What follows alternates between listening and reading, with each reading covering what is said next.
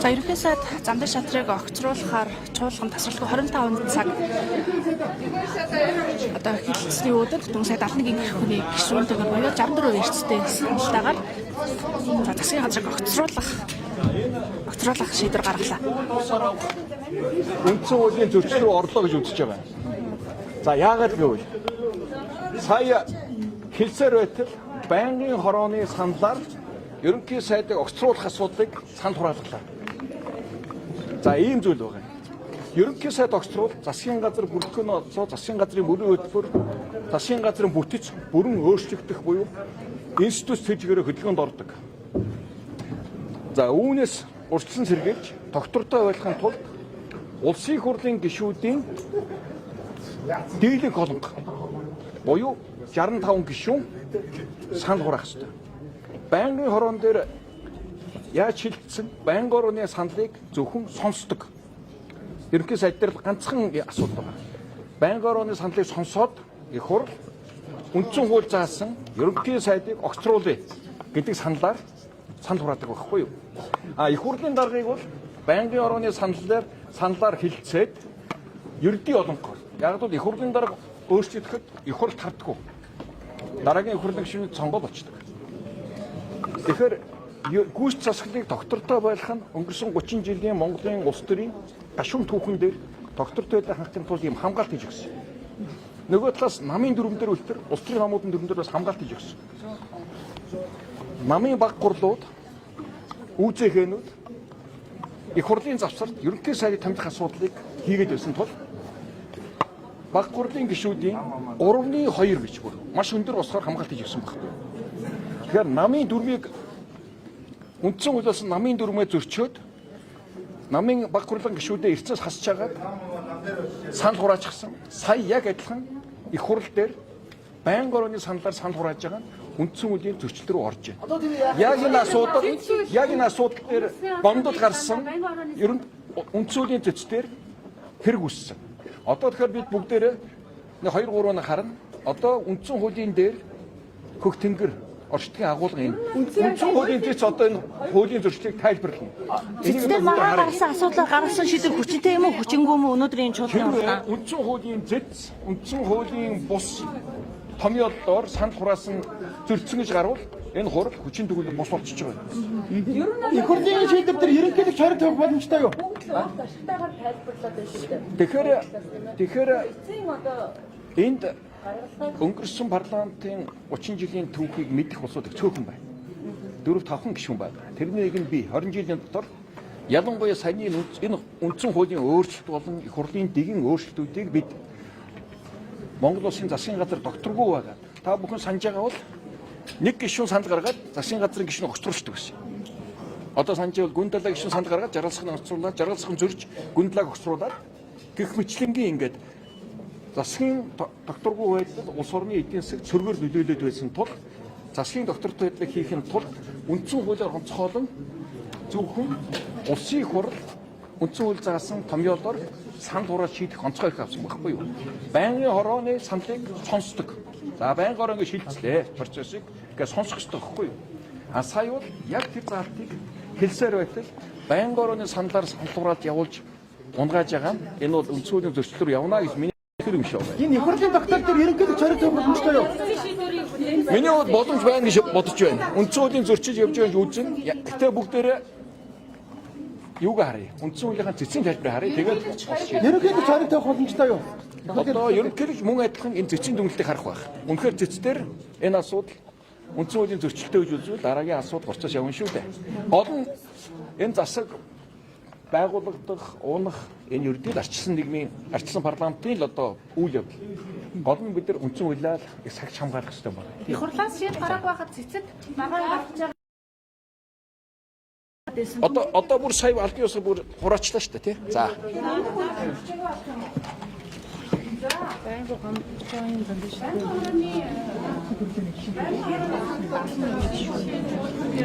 За Дөнгөж сая улсын хурлын чуулганаар улсын хурлын гишүүдийн 71 гишүүн гомдсон стандарт шатрын засгийн газар огцорхон зүйтэй гэсэн санал өглөө харин 40 гишүүн засгийн газраа огцруулахгүй хэмээн коноп дарсан байна. За ямар ч байсан энэ нь одоо үндсэн хуулийн 34-1 буюу хууль бус саналын томьёолоор санал хураасан гэдэг асуудлаар хуулийн маргаан дагуулсан маань үндсэн хуулийн цэцгийн шийдвэрийг харна гэж байна.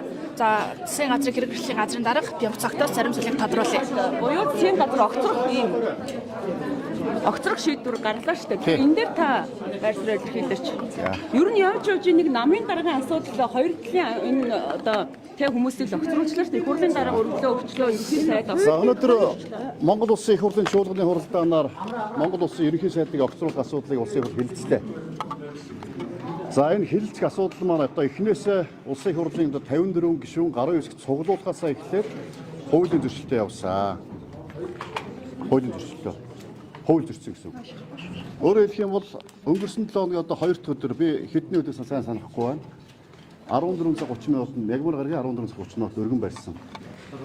5 дахь өдрийн баасан гарагтад 14 цагаас хэлж эхэлсэн. Тэгвэл 5 дахь өглөө хүртэл 2 дахь өдөр гарын үсэг зурсан бичгээрээ гарын үсэг зурулж явж байсан. Өөрөөр хэлбэл өргөн барьсныхаа дараа гарын үсэг зурулж байсан. За ингээд нэг зөрчил. За хоёрдугаарт нь өргөн барьсан материалыг улсын хурлын чуулганы хуралдаанаар хэлэлцүүлэх асуудлыг улсын хурлын гишүүдэд 3 хоногийн дотор тараах хэрэгтэй байдаг. Тараахгүй байсан нэгсэн, 2 дахь өдөр өргөн барьсан байсан нэгсэн, тараахгүй байж байгаад одоо айлгажийн сүрдүүлжийн дарамтлж гэж яагаад тараахгүй гэдэг бичиг өрч жагаад байнгын хорон хуралдаан, байнгын хорон төрийн байгуулалтын байнгын хорон хуралдаан 5 дахь өдөр эхлэх үед тараасан. Өөрөөр хэлэх юм бол улсын хурлын гишүүн хэлэлцэх байгаа асуудалтайгаа танилцах тийм үү? Өөрийн итгэл үнэмшилтэй болох олон нийтэд бас мэдээлэх энэ одоо олон үндсэн үйл заасан бүрэн эрхийг зөрчсөн. Өөрөөр хэлэх юм бол тэгш бас хандсан их хурлын гишүүдэд мэдээлэл авах. За дараад нь байнгын хороо хуралцсан. Байнгын хороо. За байнгын хорооны хуралдаанаар асуудлыг одоо хэлэлцэхдээ байнгын хорооны одоо хуралдаан даргалагч маань бас дэгийн хуулийн бас хэд хэдэн заалтыг зөрчсөн ийм хурал болсон. За ингээд чуулганыг хойшлуулж яагаад өчигдөр байнгын хорооны хуралдааныг дуусгасан та бүхэн мэдж байгаа тийм ээ. За байнгын хорооны хуралдаан дээр бас бид бүхэн асуулт асуух үгээ хэлэх. За дээрэс нь горимын санал гарах эрхийг хаасан. За ингээд дахиад нэг зөрчил. За өчигдөр чуулганы хуралдааныг эхлүүлсэн. 10 цагаас одоо чуулганы хуралдаа хэлсэн. Чуулганы хуралдаанд орохдоо бид ямар томьёолоор санал хураах зүйлийг асуусан. Үндсэн хууль заасан үндсэн хуулийн томьёолоор санал хураах ёстой. Монгол Улсын үндсэн хуулийн 43-ийн 1-д Монгол Улсын одоо их хурлын гишүүдийн 4-ний 1 нь өргөн барьсан бол Монгол Улсын ерөнхий сайдыг огцруулах саналыг өргөн барьсан бол уг саналаар чуулганы нэгдсэн хуралдаанд санал хураалгана гэсэн ийм үндсэн хуулийн заалттай. Үүнийг улсын их хурлын чуулганы хуралдааны дэгийн тухай хуулийн 104-ийн 1 дээр бас маш тодорхой баттгаад, тодотгоод, нотлоод дэгийн хууль тусгацсан байдаг. Тэгвэл одоо манай хуралдаан даргалж байгаа булган туяа дарга, байнгын хорооны дарга сандаг очир. Төрийн байгуулалтын байнгын хорооны дарга сандаг очир эгийг телевизээр ярихдаа, коридорт сэтгүүлчнэр та бүхэнтэй уулзахдаа ярьжсэн та мэдж байгаа шүү дээ. Үндсэн хуулийн томьёолоор буюу ерөнхий сайдыг огцруулахыг дэмжиж гэсэн томьёолоор санал хураалт явагдана гэд эгийг телевизд ярьсан, коридор сэтгүүлчнэрт ярьсан. Энэ бүх бичлэг баримтанд байж байгаа. Тэгсэн мөртлөө өчигдөр гинт үгүй байнгын хорооны саналаар санал хураалт явагдана гэд шал эсрэгийн яриад их тав мэдж байгаа. Өөрөөр хэлэх юм бол хууль зөрчөөд өөрсөнд байгаа тийм алах, эндэр, микрофон энийг ашиглаад ерөнхий сайдыг үндсэн хуулийн бус аргаар унгаах, огцруулах энэ ажлыг одоо хийж өнөөдөр үндсэндээ бол зорьсон зорилготой хүрч байна. Үүнийг эсэргүүцэж улсын их хурлын гишүүд үндсэн хууль зөрчсөн асуудлаар хуралдаанд оролцохгүй гэж мэдээлэл хийсэн өчигдөр 10 цагаас. За мөн одоо мэдээллийнхаа дараа бид хүн шаардлага хөргүүлсэн. Энэ томьёолоо өөрчлөө. Томьёолоо. Энэ төрийн байгуулалтын байнгын хорооны санал дүгнэлтээр төрийн байгуулалтын байнгын хорооны саналаар чуулганы санал хураалтыг явуулах юм бол үндсэн хууль болоод чуулганы хуралдааны дэгийн тухай хууль зөрчнө гэдгийг шаардлага тавьсан мэдээлэл хийсэн. Эрдэнэд ороогүй. 24 цаг одоо шахаж одоо гишүүдийг өстой жинхэнэ амлж тийм үү. Янз янзын одоо асуудлыг шийдэж хүчээр одоо тийм авцаж оролцуулж байж өнөөдөр эцэг хүчээр хүргэсэн. Янз бүрийн асуудал шийдсэн гэдэг үү? За мэдээлүүд байгаа тийм. Одоо бас нөгөө нөхдөөч нь бас байдаг шүү дээ. Тэгээд энэ дээр за байж би дуусгах юм. Уучлаарай. За уучлаарай би дуусгах юм. Дахиад би хуулийн зөвчлөөр. Би хуулийн зөвчлөөр дуусгах гэдэггүй. Дараад нараас асуултанд хариулъя. За дахиад улсын хурлын чуулганы хуралдааны нэгэн тухай хуулийн 6-гийн 2 дээр нэгдсэн чуулганы тийм үү Пүрэв Баасан гарагийн 9 цагаас эрдсэндээ орно 10 цагаас чуулганы хуралдаа эхэлнэ. 17 цаг 18 цаг дуусны заалттай. Чуулганы хуралдааны нэгэн тухай хуулинд. Тэгвэл тухайн өдрийн эрдсэнд орснороо эрдсэндээ бүртгүүлээд 18 цагта хаагдаад шаардлагатай сонгож хуралдаа тэр чуулган тэр өдөртөө хаагдаж явах ёстой. Тэгвэл өчигдрийн эрдсээр явуулсаар хагаад өнөөдөр Баасан гарагийн 10 цагийн шинэ эрдс бүрдүүлэх ёстой л энд хууль зөрчигдсөн. Дахиад нэгэн тухай хуулийн тий. За дахиад дээрэс нь дахиад бас одоо нэгэн тухай хуулийн хуралдааныг нээгээгүй байж тийм үү? Улсын хурлын дэд дарга хуралдаан даргалагч тийм үү? Хуралдааныг нээж хэлэлцэх асуудлыг танилцж байж олон нийтэд нээлттэй мэдээлэл өгөх ёстой. Тэгвэл хуралдаан нээгээгүй байж бүтэн 24 цагийн туршид өнөөдөр энэ дэр микрофоныг ашиглаж улсын хурлын гишүүдийг тийм үү? Одоо доромжилсан, одоо элдв байдлаар одоо хэлсэн иймэрхүү одоо байдлаар өөрөө үндсэндээ хуралдаан даргалагчийн бүрэн эрхээ хэтрүүлж энэ дэр микрофоныг хууль бусаар ашигласан. Ийм байдлаар өнөөдөр үндсэнд процесс явагдаад өнөөдөр байнга орон дээр их хурлын гишүүдэд бас тийм үү 13 цаг 30 минутаас өмнө дуусах ёстой. Гэтэл их хурлын гишүүдэд бас давуу байдал олгох зарим гишүүдэд нэг гишүүн асуултанд 4 минут асуугаад 2 удаа тодруулах хэрэгтэй. Гэтэл энийг одоо давуу байдал олгож зарим гишүүдэд бол олон удаа асуух боломж олгож олон удаа хариултах байдлаар бусад гишүүдийнхээ асуулт асууж үг хэлэх боломжийг хаалаа. Сая бол үндсэндээ 30-аад гишүүн асуулт асууж үгээ хэлж чадсангүй. Ийм байдлаар одоо ялгууртай хандлаа шүү дээ. Ялгууртай. За тэгээд за одоохон би дуусгах. За би одоохон дуусгах хариулнаа би тэрэнд. Тэгээд нөгөө ярьж байсан үндсэн хууль зөрчсөн томьёолоороо сая санал хураалгаад үндсэндээ бол Монгол улсын ерөнхий сайдыг үндсэн хууль зөрчиж улсын хурлын чуулганы хуралдааны тухай улсын хурлын тухай хуулийн маш олон заалтуудыг би сая хэлсэн үйлдэлүүдээр зөрчиж ерөнхий сайдыг одоо хууль бусаар огцрууллаа. Энэ асуудлыг бас өчигдөр үндсэн хуулийн цэцэд өгсөн байгаа. Цэцээр маргаа үүссэн байгаа. Монгол улсад хууль байдаг бол Монгол улсад тийм үү хуульчт нь бид бүхэн үгүй төрийн албан тушаалтнууд албан хаагч нар хуулиа дээдэлдэг бол Монгол улсад тийм хувь хүн биш хууль засагладаг байх нь үгүй гэдгийг одоо үндсэн хуулийн цэц болон за бусдад хуульчид холбогдох албан тушаалтнуудаас харуулах байхаа гэж одоо бодож байна. Засаг өгснөр юу ямар асуудал шийдэгдэх гээд байгаа юм. Юу болох гээд байгаа юм. За би булган туй дарагтаа төрийн байгуулалтын байнгоноос гарч ирээд Монгол улсын ерөнхий сайд дээрээс нь сангийн сайд Жавхлан бид гураас уулзсан. Энэ дээр хуралдаа өдөртөө сууж байхад. За томьёоллыг асуусан. Ямар томьёолоор санал хураах гэж байна гэж. Төрийн байгуулалтын байнгоны саналаар дэмжээгүй саналыг дэмжиж гэсэн томьёолоор санал хураалгана. Төрийн байгуулалтын өөрөөр хэлбэл үндсэн хууль зөрчсөн санал хураалт явуулна гэсэн. За тэгээ миний дөө эрхэм гишүүнээ их хурлын дэд дарга хууль зөрчүүзээ наач үндсэн хуулийн зөрчил болно шүү. Их олон үр дагавартай шүү. Эцэстээ төрийн эрхийг хууль бусаар авах гэдэг тийм үү? Гэмт хэрэгс болж болцсохгүй шүү. Миний дүү бас анхаараараа энд гэж хэлсэн.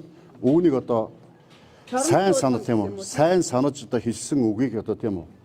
Их дарамт гэж одоо ойлгосон байна лээ. Бидний одоо үндсэндээ энэ жоохон зөрчил, үл ойлголцол биднийг ийм эмзэг байдал тийм үү? Хүний хэлсэн үгийг хэлээгүй болгож хийх үйлдэл хийсэн болгож манайханд одоо яг ийм болчиход байгаа. Нөө хулгайчийг бариараа гэж хашгирдагтай адилхан тийм үү? Гэрэгтэй адилхан бодсноос өөрийг ярьдаг, ярьснаас өөрийг хийдэг ийм л болчиход байгаа. Үүнийг олон нийтэд тийм үү? Одоо PR-д цацдаг.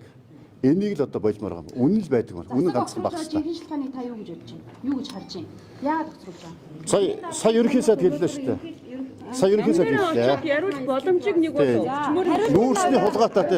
Нүүрсний хулгайтай тэмцэх ажлыг эхлүүлсэн. Үүнээс болоод намын даргын асуудал болсон. Үүнээс болоод үндсэндээ энэ асуудал маань Монгол улсын ерөнхий сайдыг огцруулах асуудал боллоо гэж Монгол улсын ерөнхий сайдын чуулганы хуралдаан дээр маш тодорхой хариултаа өглөө.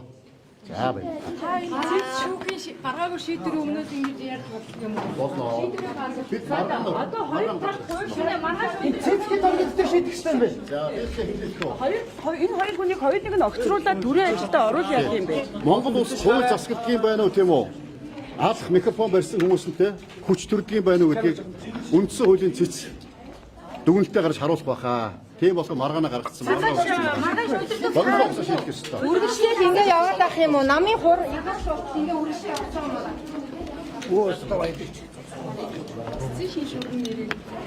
Борон гэдэг юм нэ. Цэцэг борон.